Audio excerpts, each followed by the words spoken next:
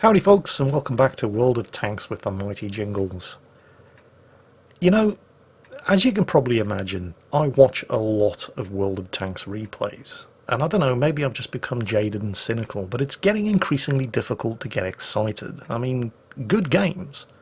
Games that people have every right to be proud of. I watch the replays and I increasingly find myself thinking, is that it?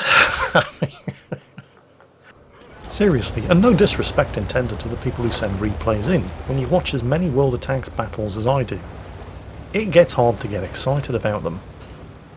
Well, today, for the first time in as long as I can remember, I was sitting on the edge of my seat, not once, but twice, watching World of Tanks replays that you guys had sent in. And you're going to get to see both of them in today's video. To begin with, we have Claw 801 on Derpenberg. It's assault mode, and he's on the attacking team, and he's in the K91. What the hell's the K91 when it's at home? Well, it's just what World of Tanks needed. It's another top-tier Soviet medium tank. I actually don't really have much of a problem with the K91. I mean, it's a fairly strong tank, but it does have significant weaknesses. The gun handling is off the charts. It's got the best damage per minute of any of the Soviet high-tier mediums.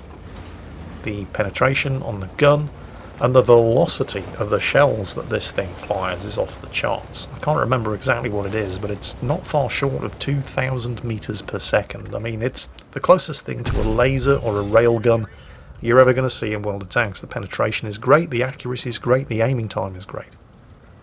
And while this tank does have a rear-mounted turret, so the gun depression over the front of the tank is nothing special, the gun depression over the side of the tank is actually not bad at all. So the gun is fantastic. Everything about the gun is great. Mobility is also pretty good.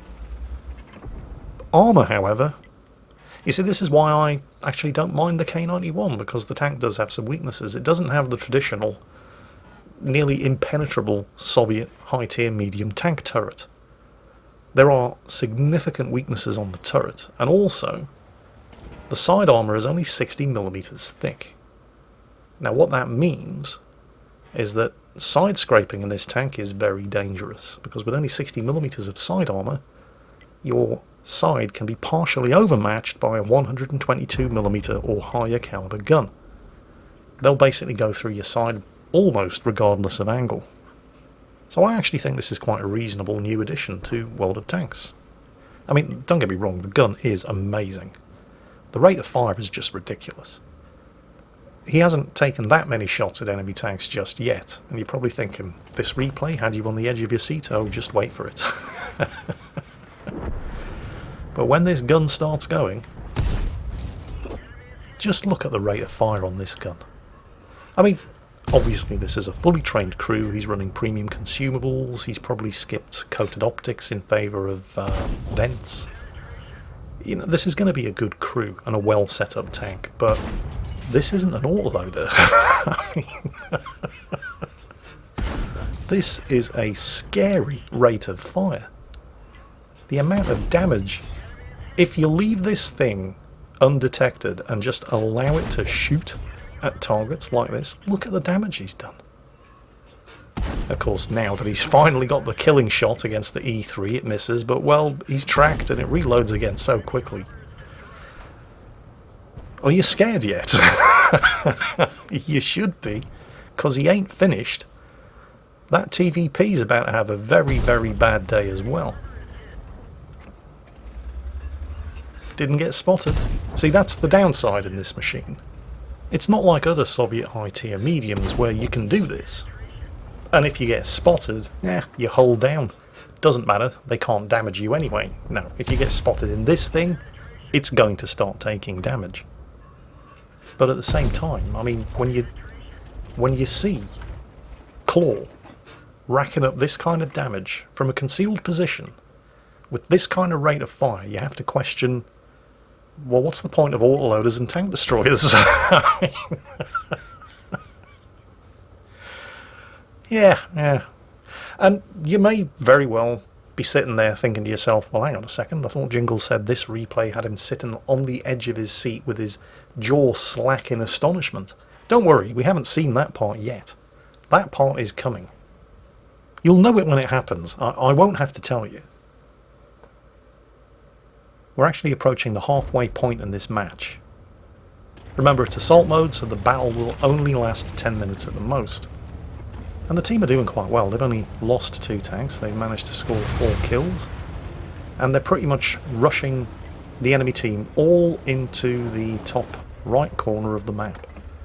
There's just these 2 guys here still holding out in the middle, but they're caught in a crossfire. I mean, all of those tank destroyers... Hell, even the tank destroyers are charging them. Yeah, they're probably not going to last too long over there. They're caught in a crossfire. They're dead. Pair of tier 8 heavies. They've got no chance. But the clock is ticking. 4 minutes and 34 seconds remaining. Remember, in order to win in assault, you either have to destroy the entire enemy team or cap. And at this point, the entire enemy team are all up here, or on the far side of this hill. And there's a lot of concealment over in those trees. And there's a lot of open ground you have to cross in order to get to them. And there's still a couple of enemy tanks alive on the far side of this hill and that windmill, which are going to have to be dealt with before you can even run the gauntlet of crossing the open ground, under fire from all of the other enemy tanks lurking in the trees in the background. So there's still some heavy lifting that needs doing. And the clock is ticking. There's now less than 4 minutes remaining. Some targets up over there though. There's another kill. Scorpion G scuttling for his life, but, well, with this gun, even at that kind of range, it's pretty much just a case of point and shoot. The shell velocity is so good.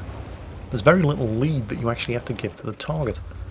Also, another good feature about the K91 is just how short it is. It's a very, very flat and low profile tank. That little patch of bushes just up ahead.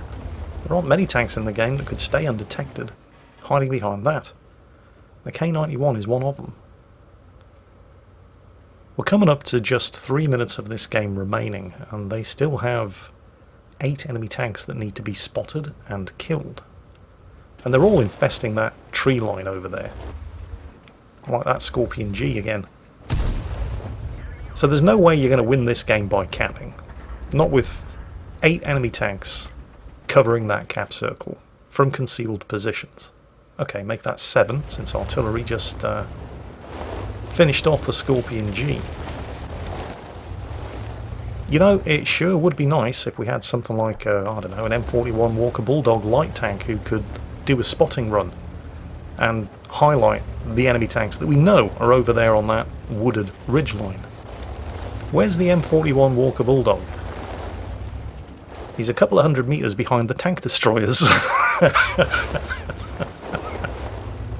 Yeah, there he is. He's like, I'm not doing that, it's suicide. Yes, it is suicide, but somebody's got to do it or we're going to lose. And that's when Claw thinks, you know what, screw this. I'll just do it myself. And this is where the magic happens. What's this? First, he's going to have to deal with the 3 enemy tanks on the rear slope. Okay, make that 2 enemy tanks on the rear slope of the hill with the windmill.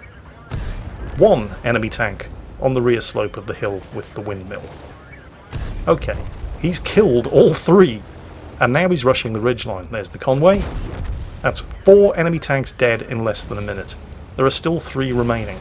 We've got a Primo Victoria, we've got a T26 who has full health, and we've got that Scorpion G. To give the M41 his due, he has actually gone for it, and yes, it was suicide for him, but we don't really care about the Walker Bulldog at this point. Claw using the T26 as cover from the Primo Victoria and the Scorpion G. Bounced a couple of shots there. Finishes off the T26. Takes a hit from the Scorpion G, takes a hit from the Primo Victoria. He's focusing down the Scorpion G. He has by far the most dangerous gun. Scorpion G, rammed kill. Uses the wreck of the T26 as concealment from the Primo Victoria. Just the Primo Victoria left. He's blown his tracks off. Using the T26 as concealment. Pumps a shot right through his upper glacis, and the FV4005 finishes him off. Incidentally, denying Claw 801 the Pools medal. Holy shit. I told you it was going to be worth it. With 2 minutes to go, he already had 3 kills, and then in the next minute and a half, he added another Top Gun to his 3 kill total. 6 kills in a minute and a half. Unbelievable. That's over 8,000 damage done. You have to ask yourself, how the hell do you follow that? I mean, who exactly is going to be brave enough to have their replay featured after that performance? It's like going on after Queen at Live Aid. I mean, well, I can answer that question. Yes, it's the return, long-awaited return of your favourite World of Tanks player. It's Dave. Actually, it's not. I'll have a stab at pronouncing his name. Petconzi? I don't know. We're going to call him Dave. I'm sure he won't mind. He's in illustrious company after all. Dave has had some fantastic games of World of Tanks on this channel, and he's in a tier 10 battle on Mines, the smallest map in the game. And he's in the TVP, the Czechoslovakian tier 10 medium tank. I have to admit, I do find myself questioning why Mines, this tiny little map, is still in the rotation for any tanks higher than tier 6, but at the same time I'm kind of glad it is, because if it wasn't, I'd never have gotten to see this game. I should excuse myself in advance, by the way. I'm probably going to have to give up any attempt at delivering a coherent commentary on the gameplay in this particular battle, because the action happens right from the start and is unrelenting all the way through to the end of the game, which does not take long. This battle only lasts about 7 minutes. To begin with, shall we see how many enemy tanks we can knock out in the first 40 seconds of the match? How about the AMX 1390? Yep, okay. How about the T54? Can we do him as well? Has he bitten off more than he can chew? I think he has. Yep, he's dead too. So, 2 enemy tier 9 tanks knocked out in the first 40 seconds of this match, but we're just getting started. Shall we have another little wager? That AMX 1390 that just zipped past. There he is. Watch him. Boom! There we go. He just got bitch slapped right in the face, and he's now on 161 health. A light tank on 161 health after the first minute of a game on Mines. See if you can guess how many enemy tanks are going to be dead before that AMX 1390 finally gets his ticket punched. Place your bets in the comments down below and we'll see who was right at the end of the battle. And since we seem to be in the mood for gambling, I'll give you another one.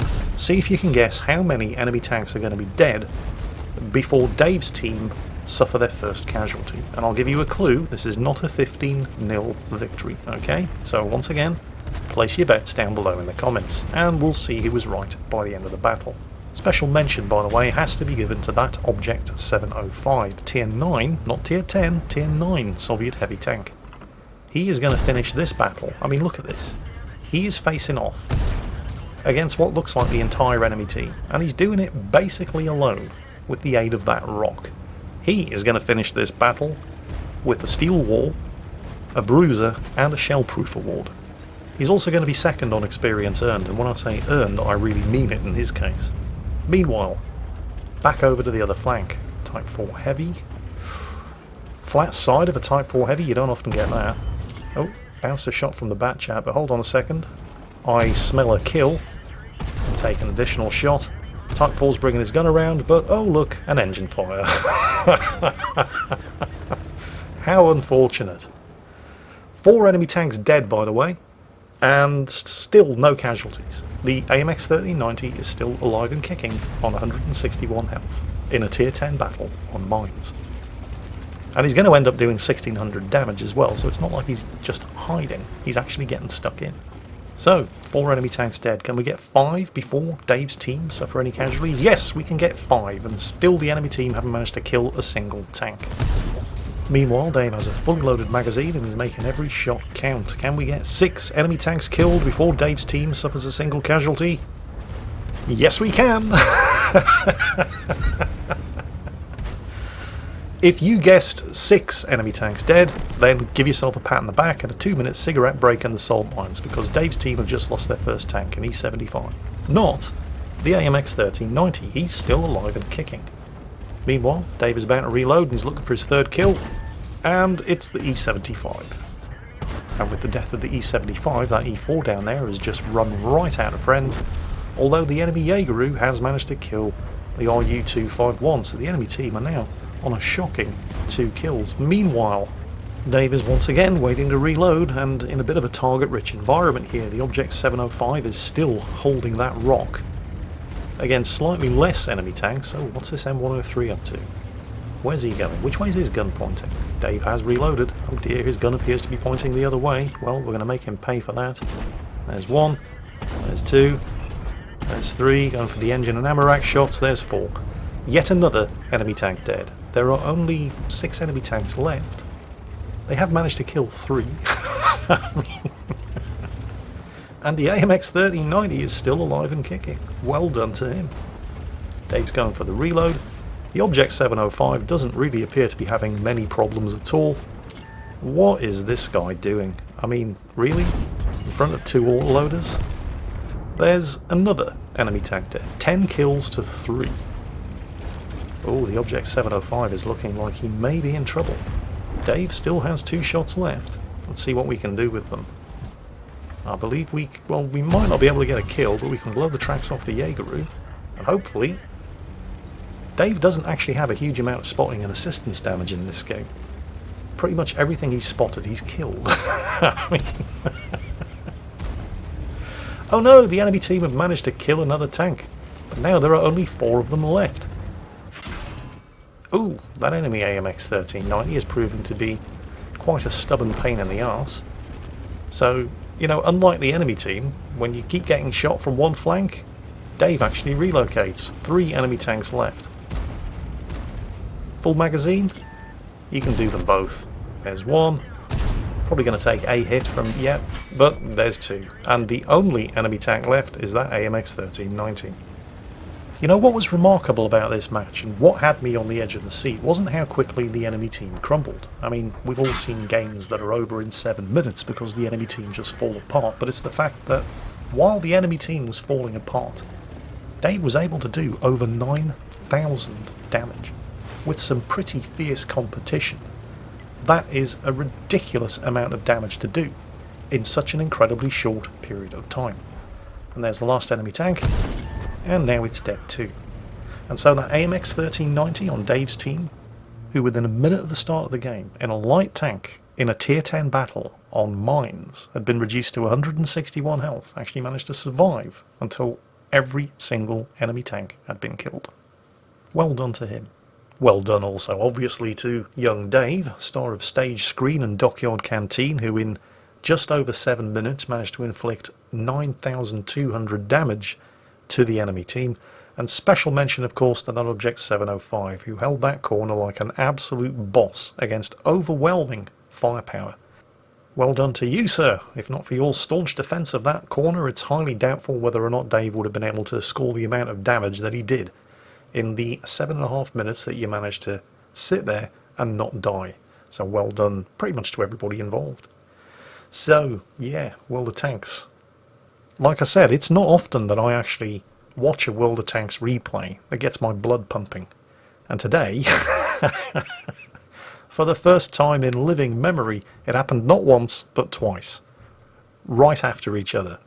So please keep those replays coming in, because this video was an absolute joy to make. And I hope you guys enjoyed it too, because that's it for today. And as always, take care, and I'll catch you next time.